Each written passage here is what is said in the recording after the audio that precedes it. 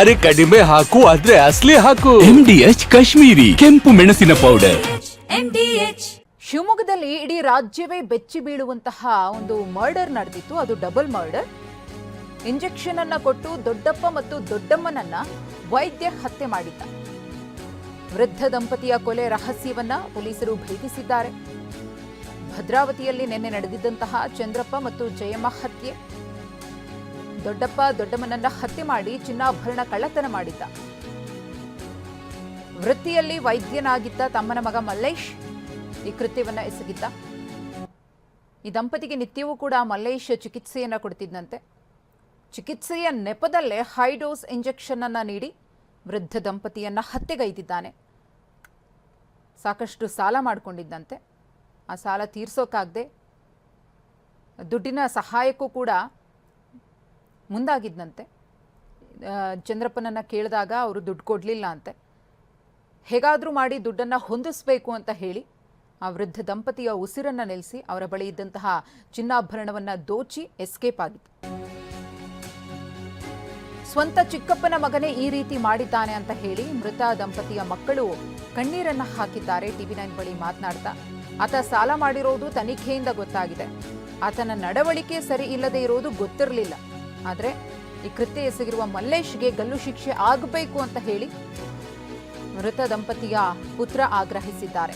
ಮನೆಯಲ್ಲಿದ್ದ ಅರ್ಧ ಕೆಜಿ ಚಿನ್ನಾಭರಣವನ್ನ ಕದ್ದಿದ್ದಾನೆ ಅಂತ ಹೇಳಿ ಮಾಹಿತಿಯನ್ನ ನೀಡಿದ್ದಾರೆ. ಚಿಕಿತ್ಸೆ ಕೊಡೋ ನೆಪದಲ್ಲಿ ಬಂದಂತಹ ಈ ವೈದ್ಯ ಬಹಳ ಚಾಲಾಕಿತನದಿಂದ ಇಂಜೆಕ್ಷನ್ ಅನ್ನ ಕೊಟ್ಟು ವೃದ್ಧ ದಂಪತಿಯನ್ನ ಹತ್ಯೆಗೈದಿದ್ದ. ಇನ್ನು ಮೃತ ದಂಪತಿಯ ಸೊಸೆ ಮಾತನಾಡಿದ್ದಾರೆ. ಏನ್ ಹೇಳಿದ್ದಾರೆ ನೋಡಿ. ಕೆಲವೇ ಗಂಟೆಗಳಲ್ಲಿ ಡಾಕ್ಟರ್ ಮಲ್ಲೇಶನ ಬಂಧಿಸಿದ್ದಾರೆ. ಇದ್ರ ಬಗ್ಗೆ ಎಂತರ ಸರಿ, ಇದ್ರ ಬಗ್ಗೆ ನಮಗೆ ಅದು ಒಂಥರ ಹೇಳಕ್ಕೆ ಆಗ್ತಾ ಇಲ್ಲ ಸರ್. ಯಾಕಂದರೆ ಸ್ವಂತದವರೇ ಈ ರೀತಿ ಮಾಡಿದ್ರೆ ಯಾರನ್ನು ನಂಬಕ್ಕಾಗುತ್ತೆ ಹೇಳಿ ಸರ್. ಯಾರನ್ನು ಕೂಡ ನಂಬಂತಹ ಒಂದು ಪರಿಸ್ಥಿತಿ ಬಂದಿರೋದ್ರಿಂದ ಇದು ತನಿಖೆ ಮಾಡಿದ್ದಾರೆ, ಅವರೆಲ್ಲ ಮಾಡಿದ್ದಾರೆ ಸರ್. ಕಾನೂನು ಪ್ರಕಾರ ಅವ್ರಿಗೆ ಯಾವ ಶಿಕ್ಷೆ ಆಗಬೇಕೋ ಅದನ್ನು ಅವರು ಮಾಡ್ತಾರೆ. ನಮಗೆಲ್ಲ ನಮ್ಮ ಫ್ಯಾಮಿಲಿಗೆ ನ್ಯಾಯ ದೊರಕಿಸ್ಕೊಡ್ತಾರೆ ಅಂತ ನಾವು ನಂಬಿದ್ದೀವಿ ಸರ್. ಪೊಲೀಸ್ ತನಿಖೆ ಬಗ್ಗೆ ಏನು ಹೇಳ್ತಾರೆ? ಕೆಲವೇ ಗಂಟೆಗೆ ಪತ್ತೆ ಮಾಡಿದ SP ಮತ್ತು ತಂಡಕ್ಕೆ ಸರ್ ತುಂಬ ಧನ್ಯವಾದಗಳು ಸರ್. ಅವರು ತುಂಬ ಫಾಸ್ಟಾಗಿ, ಯಾಕಂದರೆ ನಾನು ಯಾವುದನ್ನು ನೋಡಿಲ್ಲ ಸರ್. ಈ ಥರದ್ದು ನಾವು ಫ್ಯಾಮಿಲಿಲಿ ನೋಡಿರೋದು ಎಲ್ಲೋ TVಗಳಲ್ಲಿ ನೋಡ್ತಿರೋದನ್ನ ಬಿಟ್ಟರೆ ನಾವು ಎಲ್ಲೂ ನೋಡಿರಲಿಲ್ಲ. ಯಾಕಂದರೆ ನಾನು ಅವ್ರ ಮುಂದೆ ಕೂತಿರೋದ್ರಿಂದ ನನಗೆ ತುಂಬ ಫಾಸ್ಟಾಗಿ ಪೊಲೀಸ್ನರಂದರೆ ನಾವು ಏನು ಅನ್ಕೊತಿದ್ವಿ, TVಲಿ ಮಾತ್ರ ಇದು ಫಾಸ್ಟ್ ಇಲ್ಲ ಸರ್. ಎಷ್ಟು ಆ್ಯಕ್ಚುಲಿ ತುಂಬ ಫಾಸ್ಟಾಗಿ ಫಾಲೋ ಅಪ್ ಮಾಡಿ ನ್ಯಾಯ ಇನ್ನು ಈಗಾಗಲೇ ಹತ್ಯೆ ಆರೋಪಿ ಡಾಕ್ಟರ್ ಮಲ್ಲೇಶ್ ಬಂಧನ ಕೂಡ ಆಗಿದೆ. ಇನ್ನು ಘಟನೆಯ ಕುರಿತು ನಮ್ಮ ಪ್ರತಿನಿಧಿ ಪ್ರತ್ಯಕ್ಷ ವರದಿ ಕೊಟ್ಟಿದ್ದಾರೆ, ನೋಡೋಣ. ಇಡೀ ಭದ್ರಾವತಿ ನಗರವೇ ಬೆಚ್ಚಿ ಬಿದ್ದಿದೆ ಅಂತ ಒಂದು ಘಟನೆಯಲ್ಲಿ ನಡೆದಿದೆ. ಭದ್ರಾವತಿ ನಗರದಲ್ಲಿರುವಂಥ ಬುತ್ತನಗುಡಿ 5ನೇ ಕ್ರಾಸ್ ಇದು. ಇಲ್ಲಿದ್ದೇವೆ ನಾವು. ಇಲ್ಲಿ ನಿನ್ನೆ ವೃದ್ಧ ದಂಪತಿಗಳದ್ದು ಏನು ಸಾವಾಗಿತ್ತು. ಆ ಸಾವಿನ ನಂತರ ಸಾಕಷ್ಟು ಅನುಮಾನ ಆಗಿತ್ತು. ನಿನ್ನೆ ಕೂಡ TV9 ಬಂದಿತ್ತು. TV9 ಕೂಡ ಒಂದು ವರದಿ ಮಾಡಿತ್ತು. ಅಂದರೆ ಇಬ್ಬರು ದಂಪತಿಗಳು ಪ್ರತ್ಯೇಕ ಕೊಠಡಿಯಲ್ಲಿ ಮೃತಪಟ್ಟಿದ್ರು. ಆ ಮೃತಪಟ್ಟ ನಂತರ ಸಾಕಷ್ಟು ಅನುಮಾನ ಆಗಿತ್ತು. ಅಂದರೆ ಮನೆಯಲ್ಲಿರುವಂಥ ಏನು ಚಿನ್ನಾಭರಣ ಇದೆ, ಆ ಚಿನ್ನಾಭರಣಗಳನ್ನು ದರೋಡೆ ಮಾಡಿ ಏನು ವೃದ್ಧ ದಂಪತಿಗಳನ್ನ ಕೊಲೆ ಮಾಡಿದ್ರು ಅಂತೇಳಿ TV9 ಕೂಡ ವರದಿ ಮಾಡಿತ್ತು. ಅದರ ನಂತರ ಈಗ ನಿನ್ನೆ ಓಲ್ಡ್ ಟೌನ್ ಪೊಲೀಸರು ಘಟನಾ ಸ್ಥಳಕ್ಕೆ ಭೇಟಿ ಕೊಟ್ಟಿದ್ರು, ಪರಿಶೀಲನೆ ಎಲ್ಲ ಮಾಡಿದ್ರು. ಎಲ್ಲೂ ಕೂಡ ಒಂದೇ ಒಂದು ಸಣ್ಣ ಕ್ಲೂ ಇರಲಿಲ್ಲ ಏನಾಗಿದೆ ಅಂತೇಳಿ. ಯಾಕೆಂದರೆ ದರೋಡೆ ಮಾಡಿದರೆ ಎಲ್ಲೂ ಕೂಡ ಮಾರಕಾಸ್ತ್ರ ಬಳಕೆ ಇಲ್ಲ, ಏನು ಎಲ್ಲ ರಕ್ತ ಬಂದಿದ್ದಿಲ್ಲ, ಎಲ್ಲೂ ಬಂದಿಲ್ಲ. ಹಾಗಾಗಿ ಎರಡು ಏನು ಕೊಠಡಿ ಇತ್ತು, ನಾವು ಮನೆ ಒಳಗಡೆ ಇದ್ದೇವೆ, ಎರಡು ಕೊಠಡಿ ಇತ್ತು. ಆ ಎರಡು ಕೊಠಡಿಯಲ್ಲಿ ಕೂಡ ವೃದ್ಧ ದಂಪತಿ ಪ್ರತ್ಯೇಕವಾಗಿ ಮೃತಪಟ್ಟಿದ್ರು. ಹಾಗಾಗಿ ಸಾಕಷ್ಟು ಅನುಮಾನ ಇಲ್ಲಿ ಕಾಡ್ತಾ ಇತ್ತು. ಅಂದರೆ ಒಳಗಡೆ ಬರ್ತಾರೆ, ಬಂದು ಏನು ಮೈ ಮೇಲಿರುವಂಥ ಚಿನ್ನಾಭರಣ, ಏನು ವೃದ್ಧ ದಂಪತಿ ಇದ್ದಾರೆ, ಆ ದಂಪತಿಗಳ ಮೇಲಿರುವಂಥ ಚಿನ್ನಾಭರಣ ಇದೆ, ಆ ಚಿನ್ನಾಭರಣ ದೋಚ್ಕೊಂಡಿದ್ರು. ಅದರ ನಂತರ ಬೀರಿದೆ, ಆ ಬೀರನ್ನು ಕೂಡ ಓಪನ್ ಮಾಡಿದ್ರು. ಓಪನ್ ಮಾಡಿ ಒಳಗಿರುವಂಥ ಏನು ಚಿನ್ನಾಭರಣ ಇತ್ತು ಅದನ್ನು ತೆಗೆದುಕೊಂಡು ಹೋಗಿದ್ರು.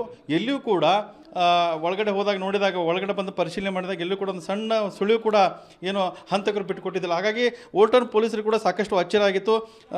ಶಿವಮೊಗ್ಗ ಪೊಲೀಸರು ಕೂಡ ಇದು ದೊಡ್ಡೊಂದು ಸವಾಲಾಗಿತ್ತು. ಏನೇನಾಯಿತು ನಿನ್ನೆ ಬೆಳವಣಿಗೆ ಹೇಗಾಯಿತು? ಕೂಗ್ತೀನಿ ಆಂಟಿ ಆಂಟಿ ಅಂತ, ಅವರು ಎದ್ದೇಳಲ್ಲ. ಯಾಕೆ ಅಂತ ಇನ್ನೊಂದು ಸ್ವಲ್ಪ ಮುಂದೆ ಹೋದರೆ ಫಸ್ಟಲ್ಲೇ ಲೆಫ್ಟ್ ಸೈಡಲ್ಲೇ ಅವ್ರದ್ದು ರೂಮ್ ಇರುತ್ತೆ. ಅಲ್ಲಿ ಅಂಕಲ್ ಮಲಗಿರ್ತಾರೆ. ನೋಡ್ತೀವಿ ಬಾಯಲ್ಲಿ ನೊರೆ ಬರ್ತಾ ಇರತ್ತೆ. ನನಗೆ ಅವಾಗ ಶಾಕ್ ಆಗಿರುತ್ತೆ. ಏನೋ ಆಗಿದೆ ಅಂತ ನಾನು ಸೀದಾ ಸಡನ್ನಾಗಿ ಹೊರಗಡೆ ಬರ್ತೀನಿ.